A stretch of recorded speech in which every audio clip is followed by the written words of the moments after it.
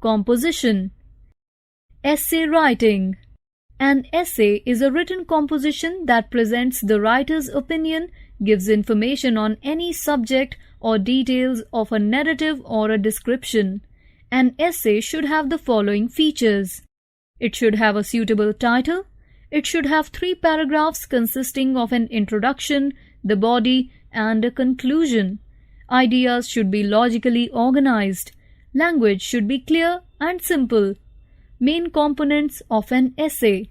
First, the paragraph with which you begin your essay is called the introductory paragraph.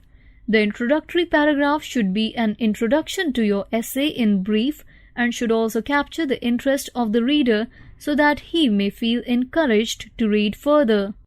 Second, the body of an essay comprises 2 or more paragraphs. Each paragraph should explain a separate idea related to the topic. Third, the paragraph that comes at the end is the conclusion of your composition and therefore called concluding paragraph. The concluding paragraph marks the completion of your essay. It should reinforce the main idea stated in the beginning of the essay. Let us read some examples of essays. Life without the newspaper. Life without newspapers is difficult to imagine. We get news and views from all corners of the world. We may have watched the latest breaking news on TV the night before, but we want to read all the details in the morning news. Only then do we feel informed and ready to tackle discussion on all issues ranging from the social to the political, knowing full well that the newspaper is there to support our statements and give them authority. Newspapers have information for and about everyone. The businessman, the office goer, the sports lover, and people looking for employment or entertainment. The list is endless. We can keep abreast of all the advances made in the field of arts and the sciences, education, medicine, and technology. There are book reviews and movie reviews, cartoons and crosswords, religious discourses, and editorials that comment on the present times, and your daily horoscope. In a democratic nation like ours, newspapers have an important role to play. They have the responsibility of bringing to public notice the views and policies of the government. In addition, there are comments. They also make us aware of our rights. Often public opinion is expressed through newspaper, which becomes a forum for debate. What about the tussle that started in the morning? Well, Dad gets to keep the main section of the newspaper while my brother had to be content with the sports section. As for me, I must make do with the entertainment section where I read the cartoons and solve the crossword puzzles. The prize day at your school. Our annual prize distribution took place last Sunday. The function was held under a beautiful marquee in the compound as the school hall was not big enough to accommodate both the students and the visitors.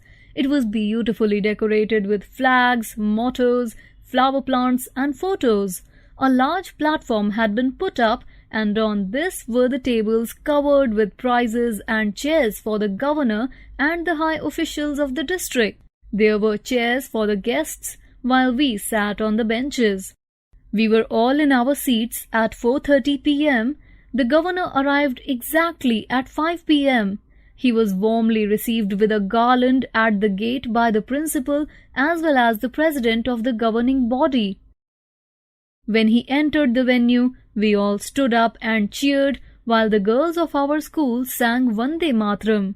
After that, several boys recited poems and patriotic songs, and then came a play, The Rani of Jhansi, staged by some of the 10th class students. The play was performed well and the governor seemed to like it very much. When this was over, the principal came on the platform and read out the annual report. It was rather dull and the students did not care much for it, but the governor seemed to be interested in it as he listened to it with rapt attention. After the report had been read, the principal requested the governor to give away the prizes. The vice principal now came forward and called out the names of the prize winners who walked up to the platform one by one to receive the prizes. After the prizes had been given away, the governor made a short speech. He praised the school for its achievements in sports and studies during the year. He also congratulated the principal and the staff for the brilliant results the school had shown in the All India Higher Secondary Examination and the Nehru Shield the school had won in sports. Then the principal thanked the governor for presiding over the function and called for 3 cheers, which we gave heartily. Then the governor left and we were given a holiday in honor of his visit to our school. Independence Day. Independence Day is one of the national festivals of India. It is celebrated on August 15th. On this day, in 1947, India got freedom from the British rule. On this day, the Prime Minister of India unfurls the national flag on the Red Fort. He also addresses the nation on this historic occasion.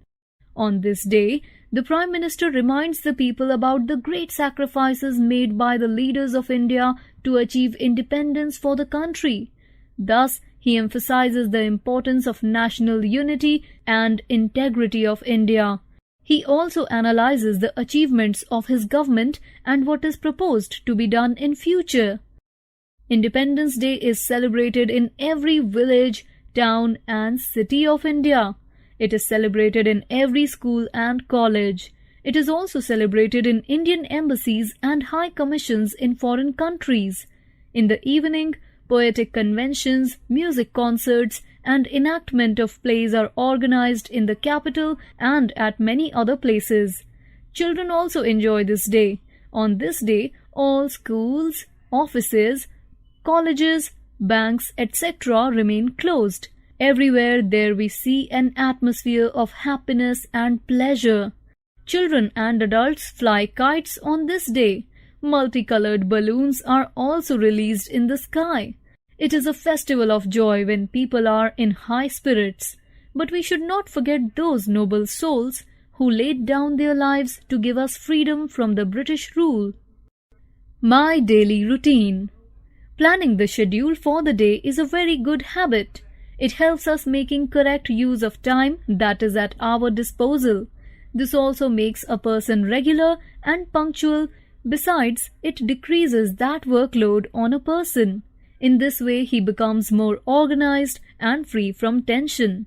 I was taught this principle very early in life. Initially, I did not take it very seriously. However, as the benefits of an organized day become obvious to me, I began to take this principle very seriously. I wake up very early in the morning. I brush my teeth and free myself from the nature's call. I then get dressed and go for a morning walk. I come back from the walk in about an hour's time. On the way back, I pick up the milk from the milk booth. I reach home and go straight away to take my bath. After this, I take out my books and revise my lessons for the day. Then I pack my bag according to the day's school timetable. By this time, my mother places the morning breakfast on the dining table. My breakfast consists of a glass of milk, bean sprouts, curd, and some fruit. I leave for school at about 8:15 a.m. It takes about half an hour to reach the school. I enter the school gates at 8:15 a.m. At 9 a.m., the assembly begins, after which at 9:30 the classes commence. My school gets over at about 3:15 in the evening. I reach home at 3:45 p.m. I take off my school uniform and take some light snacks. Then I lie down and take an hour's nap. At 4:30 p.m., I wake up and wash my face. I then sit down to finish the day's work.